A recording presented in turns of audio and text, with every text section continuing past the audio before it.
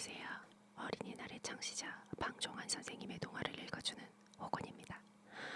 어린이날을 국가기념일로 지정하게 된 것은 소파 방정환의 공이 큽니다. 1921년 어린이라는 단어를 공식화하며 1923년 5월 1일 한국 최초의 어린이날을 만든 소파 방정환. 그는 어린이는 보호받아야 하는 존재임을 한국 사회에 가르친 한국 어린이들의 영원한 대부입니다. 1923년 3월 20일 도쿄에서 편집한 국내 최초의 어린이 잡지 어린이를 개벽사에서 창간하였습니다. 5월 1일을 어린이날로 정한 것은 전도교소년회의 창립일이었기 때문입니다. 어린이날은 해방 이후 1946년 5월 5일로 공식 제정되면서 부활하였습니다. 1975년 법정 공휴일로 지정될 때까지 방정환이 만든 색동회를 중심으로 어린이날 행사가 꾸준히 진행되었고 사회적으로 확산되어 나갔습니다.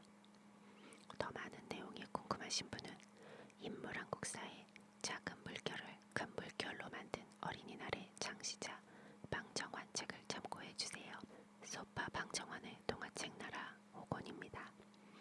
공유마당에서 올라온 만료 저작물로 자유로운 이용이 가능한 방정환 선생님의 작품을 이용해 녹음합니다. 안녕하세요. 편안함을 추구하는 호건입니다. 오늘은 방정환 선생님의 작품 소개해드릴 건데요. 어린이 사권 3호에 실린 작품입니다. 이름은 어부와 마귀이고요. 어린이 사권 3호와 사권 4호에 실렸네요. 1926년 3월호와 4월호에 이어 연재된 내용입니다. 방정환 선생님의 어부와 마귀 시작하겠습니다. 옛날 어느 곳에 늙은 어부가 있었는데 살림이 몹시 가난하여서 마누라와 아들 3사람과 5 식구가 밥을 굶을 때가 많건만은 그래도 하루에 꼭 4차례 이상 고기를 잡는 법이 없었습니다. 하루는 아침 일찍이 그물을 가지고 바다에 나가서 물속에 펴고 고기가 많이 들어갔음직할 때에 그물을 잡아당긴즉 웬일인지 아무리 힘껏 잡아당겨도 나오지 아니하였습니다.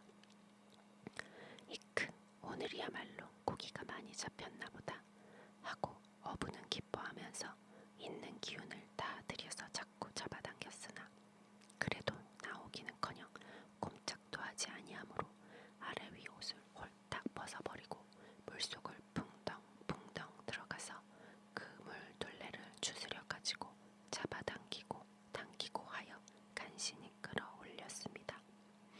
대체 얼마나 많이 잡히기에 그렇게 무거웠나 하고 그물을 헤치고 보니까 고기라고는 붕어 한 마리도 없고 보기도 흉한 당나귀 죽은 송장 하나뿐이었습니다. 늙은 어부는 기가 막혀서 어이구 이것은 분명히 오늘 나쁜 일이 있을 징조로구나 하고 낙심하면서 몇 걸음 다른 곳으로 옮겨가서 다시 그물을 폈습니다. 그러나 이번에는 그물에 걸려 나온 것이 돌멩이와 진흙덩이뿐이었습니다. 3번째는 더러 조금이라도 고기가 잡히겠지 하고 어부는 또 다른 곳에다 그물을 폈으나 이번에는 아주 썩은 냄새나는 북덕이 지푸라기 같은 것뿐이었습니다. 늙은 어부는 그만 탄식을 하면서 아 하느님 저는 하루에 꼭 4차례씩 밖에 그물을 펴지 않는 사람인데 벌써 3번까지 이 지경에 오니 늙은 아내와 어린 자식들을 데리고 굶어 죽으란 말씀입니까? 아 하느님 인제는 마지막이오니 조금이라도 잡히게 해주십시오 하고 우는 소리로 부르짖으면서 4번째 마지막 그물을 폈습니다. 참말로 이번에도 고기가 잡히지 않으면 이 늙은 어부와 늙은 아내와 아들 3사람은 내일 아침까지 꼬박 굶게 되는 터이었습니다.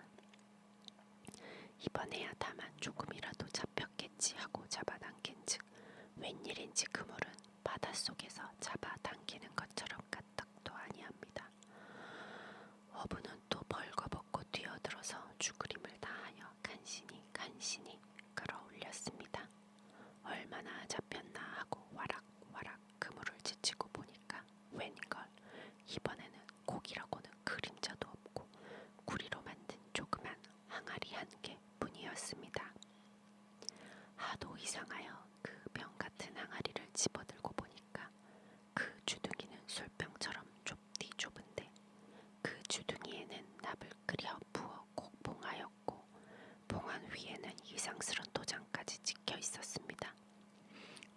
하나도 못 잡고 그러나 4번 이상 그물을 또 펴기는 싫고 늙은 어부는 오냐 이 구리 항아리를 가지고 가서 팔자. 팔면 오늘 하루 먹을 것은 되겠지 하고 들고 가려고 하였습니다. 그러나 그 조그만 항아리가 이상스럽게도 몹시 무거운 것을 보고 또 나부로까지 봉한 것을 보고 점점 이상하여 주둥이를 뜯어볼 생각이 생겼습니다. 그래, 대체 무엇이 들었기에 이렇게도 몹시 무거운고 하고 항아리를 땅에 놓고 주머니에서 칼을 내어들고 납을 떼고 마개를 벗겼습니다. 그랬더니 이상도 하지요. 그 조그만 항아리, 그 조그만 주둥이에서 시커먼 연기가 뭉게뭉게 피어나오더니 어찌도 많이 나오는지 자꾸 뒤를 이어나오는 그 연기가 점점 퍼져서 온 하늘을 덮어버렸습니다. 어부는 하도 이상하고 무서워서 벌벌 떨고만 있는데 나올 연기가 다 나왔는지 항아리 주둥이에서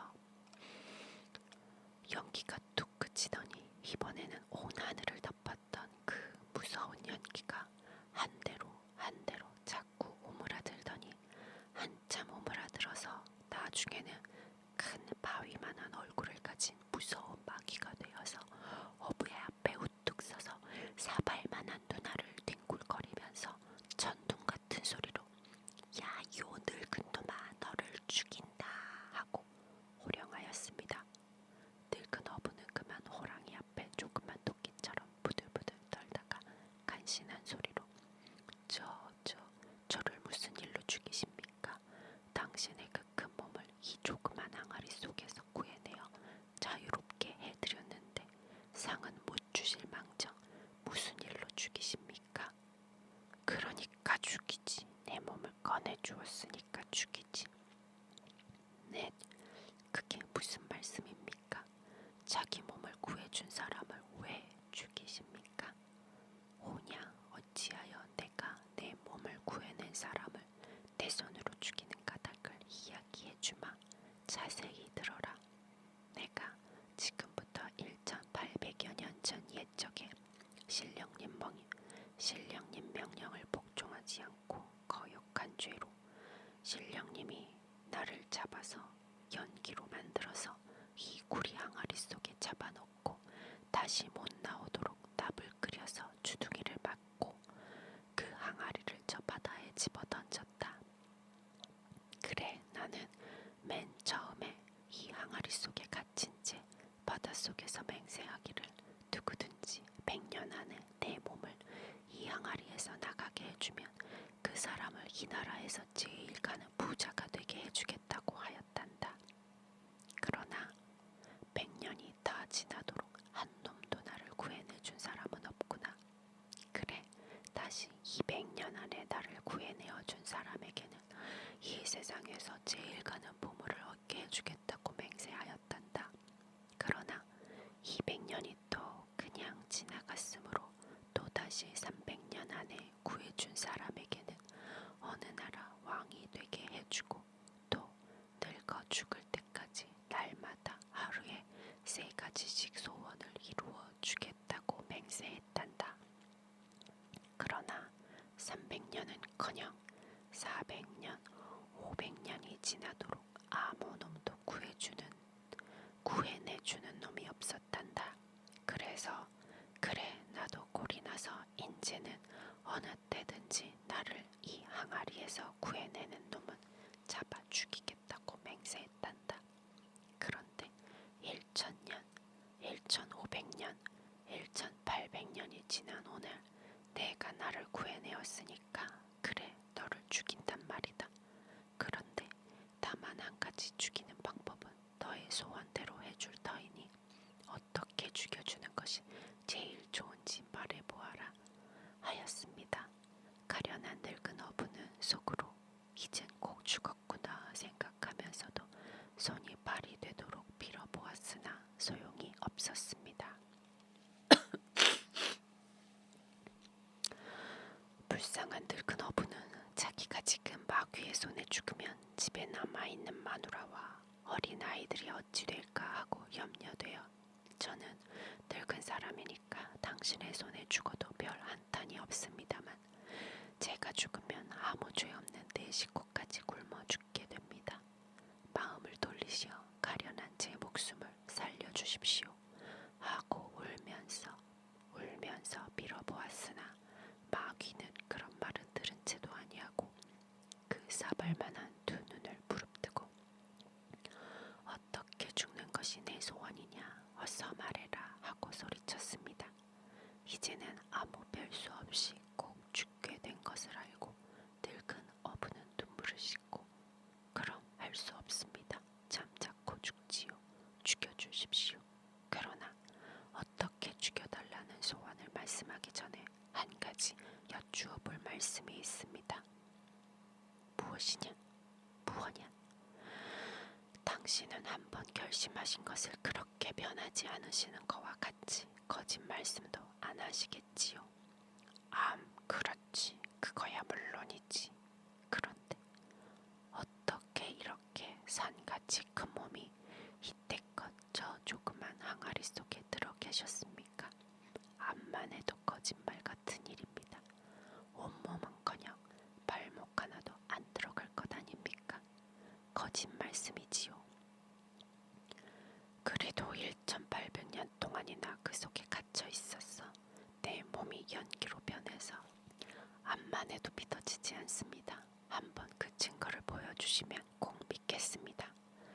마귀는 답답스러이 화증을 벌컥 내면서 아따 미련한 놈, 자 보아라. 이렇게 내 몸이 연기가 되어가지고 하면서 그 큰 몸이 검은 연기로 변하더니 온 하늘로 뭉게뭉게 피어올랐다가 다시 솔솔 항아리 주둥이로 기어 들어갔습니다.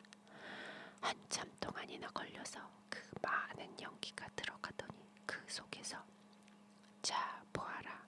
이렇게 항아리 속에 내 몸이 들어오지 않았니? 분명히 보았지. 그럼 이번에는 또 밖으로 나가는 것을 자세히 보아라. 자 하고 다시 연기가 풀려 나오려 하였습니다. 그때 어부는 와락 달려들어 빨리 잠으로 눈 깜짝할 동안에 빨리 그 항아리의 마개를 막아버렸습니다. 꼭꼭 다시는 나오지 못하게 꼭 다져 막아버렸습니다. 이놈 마귀놈아, 이번에는 내가 죽을 차례다. 자기를 구원해준 은혜 입힌 사람을 잡아 죽인다는 그런 나쁜 놈은 다시 살아나오지 못하도록 이 바다 깊은 속에 잠겨버릴 터이다 하였습니다. 그러니까 마귀란 놈이 항아리 속에서 제발 살려달라고 애걸복걸하는 저량한 모기 소리같이 들려나왔습니다. 늙은 어부는 그 항아리 속에다 대고 여러 가지 이야기를 하였습니다. 옛날에 어느 임금님이 자기를 살려준 의사를 죽인 까닭으로 자기도 곧 죽은 이야기, 또 자기를 위해 준 짐승을 죽이고 재앙을 받은 이야기, 그런 이야기를 많이 하여 들려주었습니다. 그래 이 이야기를 듣고 마음이 변하였는지 마귀가 전과 다르게 진정의 소리로 이번에 다시 한번 나를 이 항아리 속에서 나가게 하여 주시면 결코 당신을 죽이지 않고 오히려 복을 많이 받게 해드릴 터이니 제발 살려주십시오 하고 빌었습니다. 마음 착한 늙은 어부는 마귀의 애원하는 소리를 듣고 불쌍한 생각이 나서 다시는 죽이지 않겠다는 맹세를 3번 시킨 후에 그만 그 항아리의 마개를 빼어주었습니다. 그러니까 전처럼 연기가 솔솔 나와 공중에 피어올랐다가 다시 오므라들어서 바위만한 얼굴에 사발만한 눈을 가진 무서운 마귀가 다시 되었습니다. 죽을 것을 살려주었으니까 어부에게 인사 먼저 할 줄 알았더니 마귀는 다짜고짜로 먼저 그 원수의 항아리를 발로 차서 바닷물 속에 풍덩 넣어버렸습니다. 그것을 보고 어부는 허허 내가 또 속았구나. 이제는 아주 죽나 보다 하고 가슴이 두근두근 하였습니다. 그래 억지로 이게 또 무슨 짓입니까? 그렇게 굳게 맹세까지 하고 또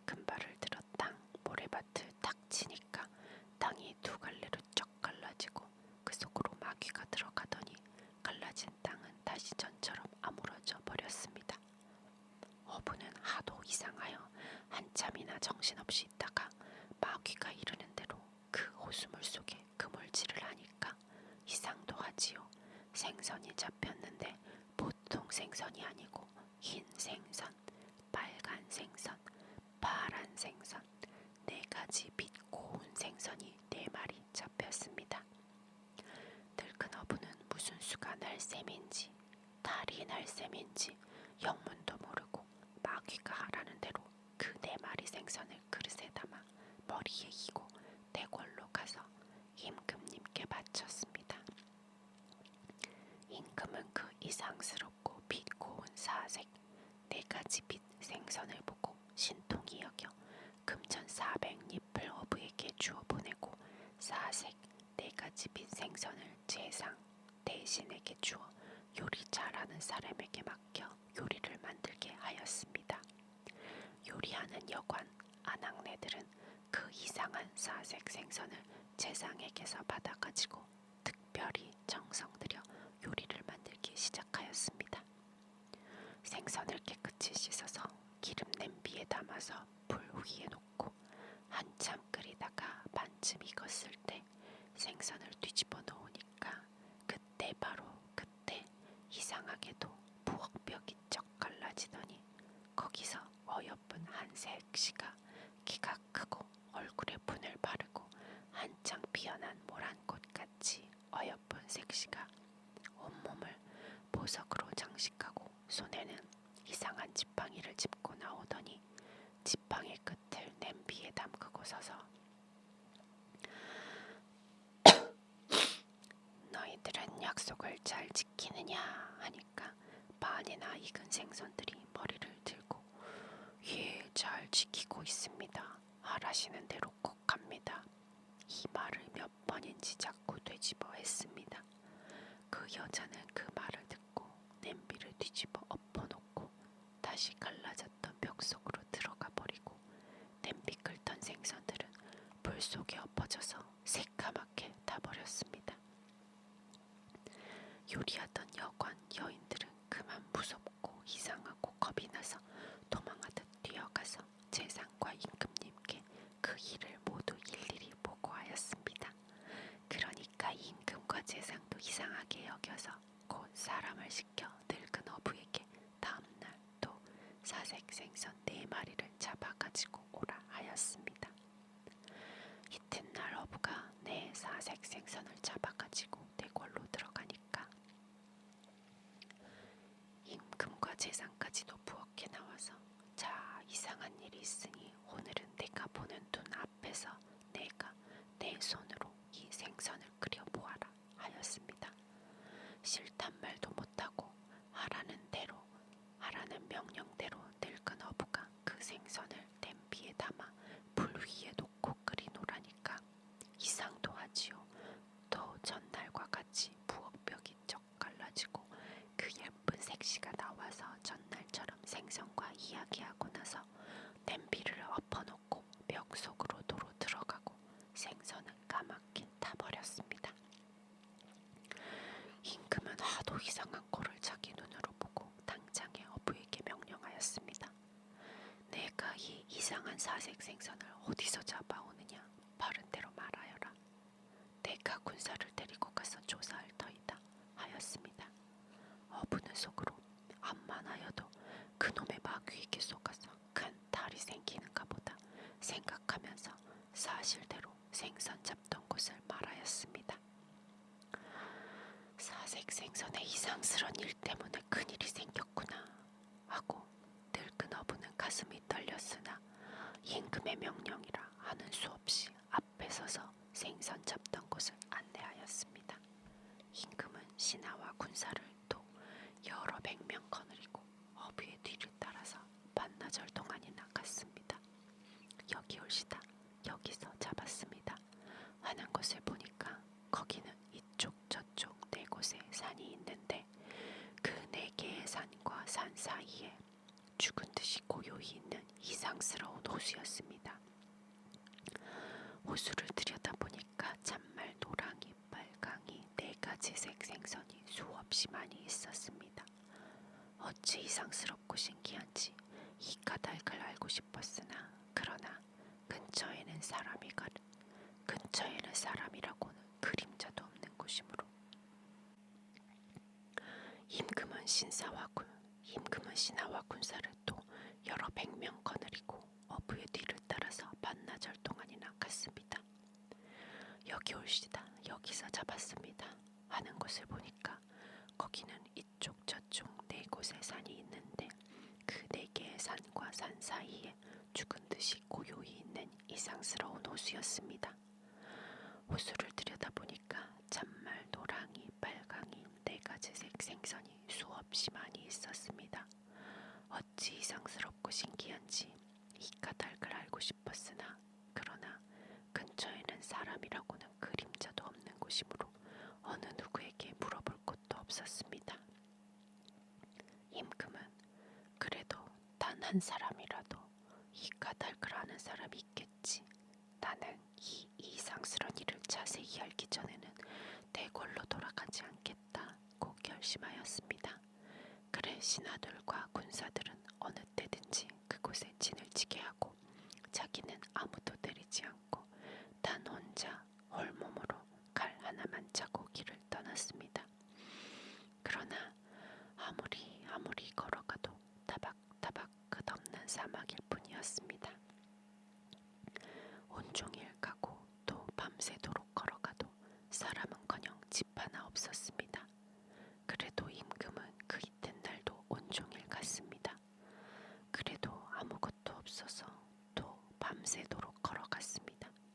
그렇게 얼마를 가니까 그 다음날 아침이 되었을 때 저편 모래밭 끝에 시커먼 바위가 있는 것을 보았습니다.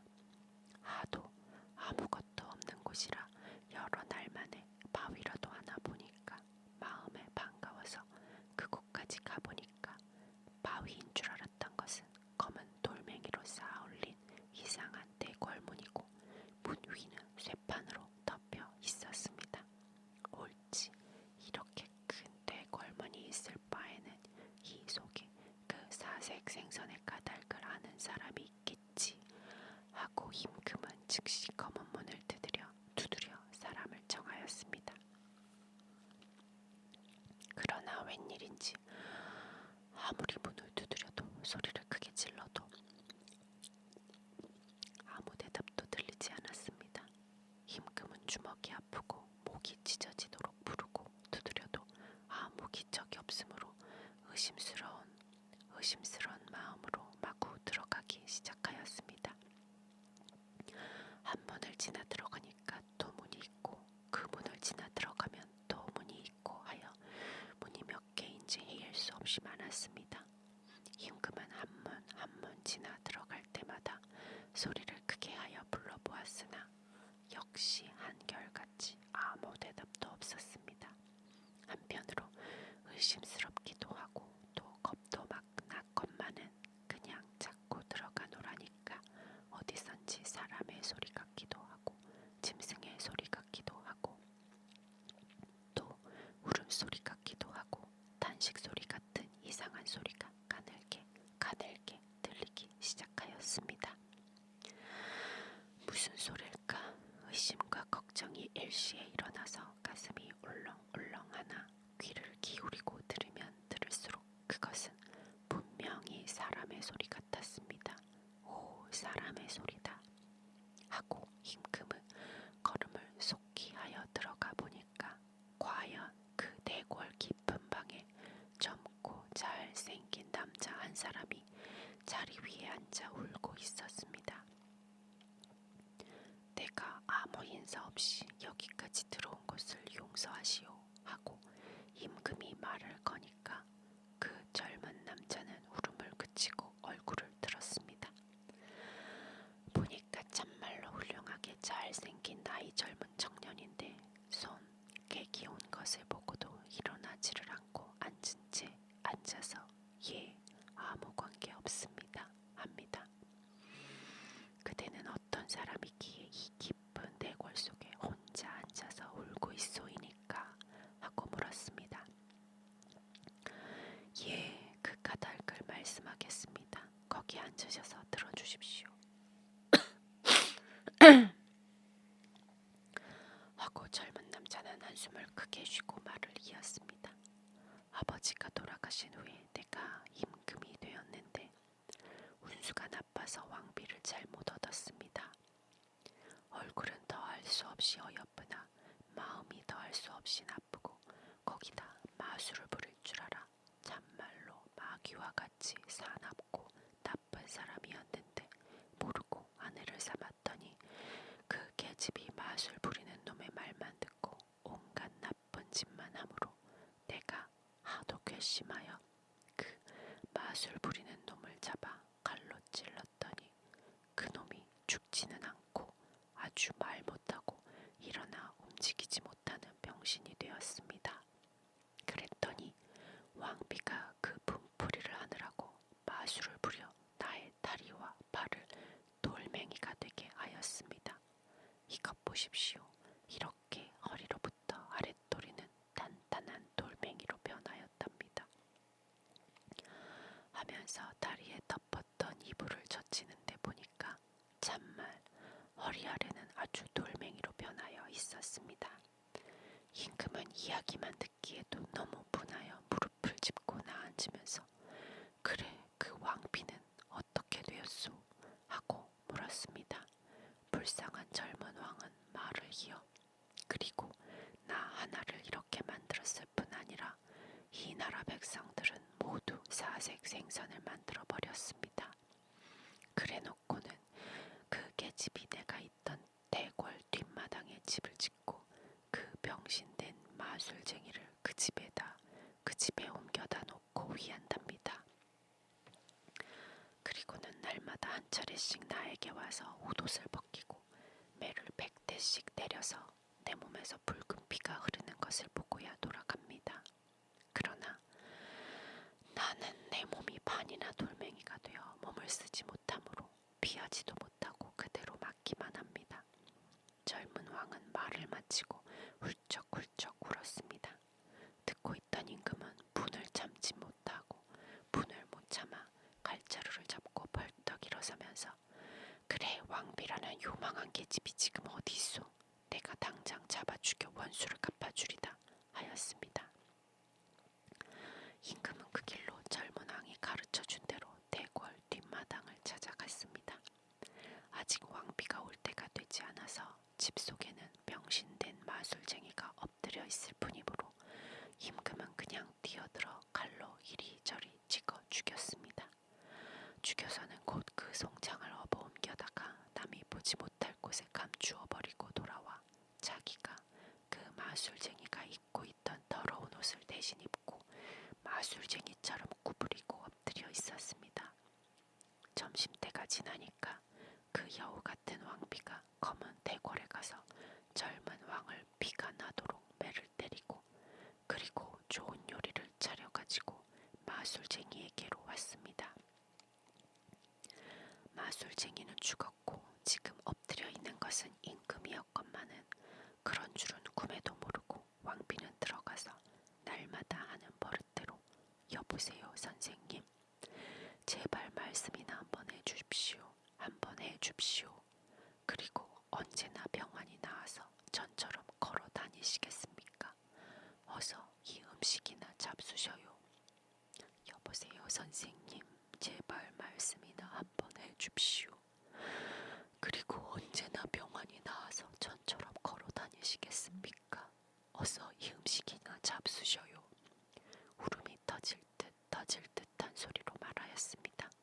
임금은 그 말을 듣고 능청한 소리로 글쎄 말이다. 얼른 나아야겠는데 너의 남편 되는 그놈이 자기 몸이 돌멩이로 변한 것이 원통하여서 날마다 너와 나를 못되라고만 악담을 하고 있으니 내가 나을 수가 있느냐.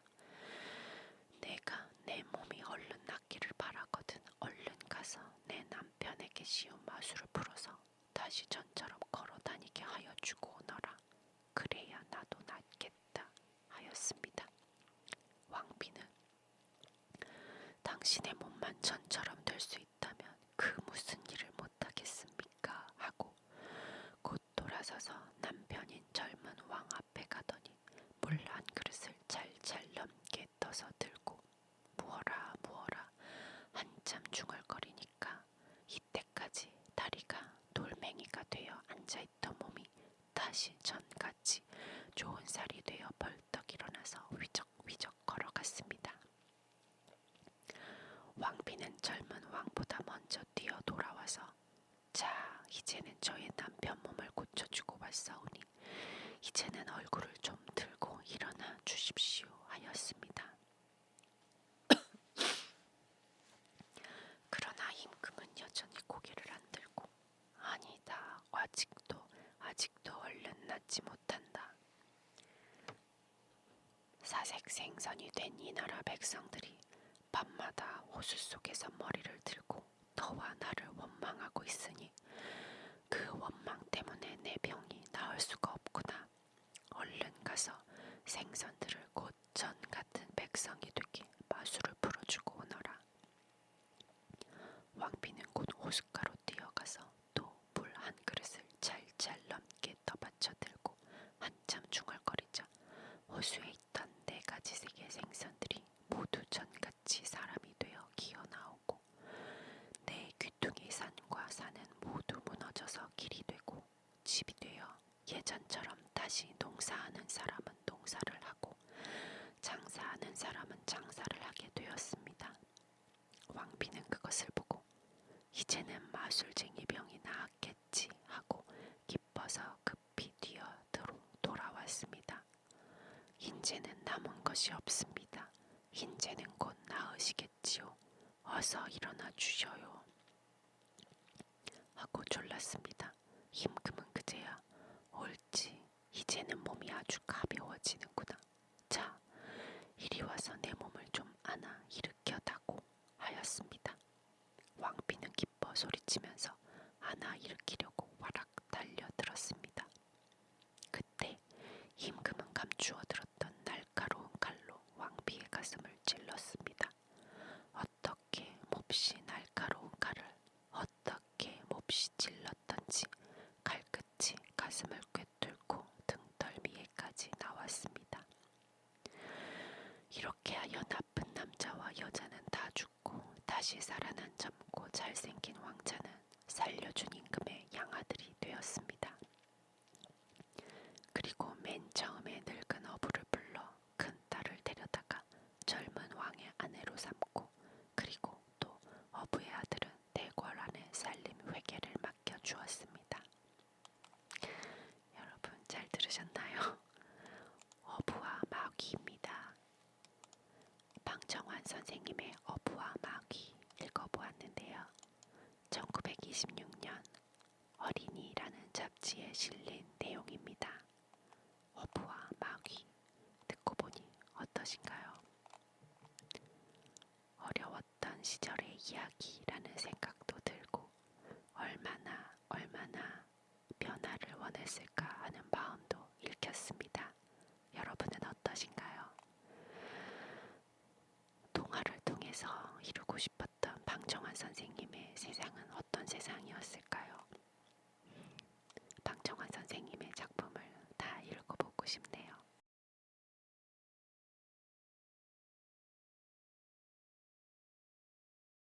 초등학교에 입학한 우리 아이에게 책을 읽어주고 싶은데 시간이 없으신가요? 어린이가 유튜브를 자주 보는데 추천할 만한 교육적인 콘텐츠가 없으신가요? 그렇다면 ASMR 호곤을 소개해주세요. 아이들이 찾아서 보고 듣는 콘텐츠 ASMR 호곤입니다.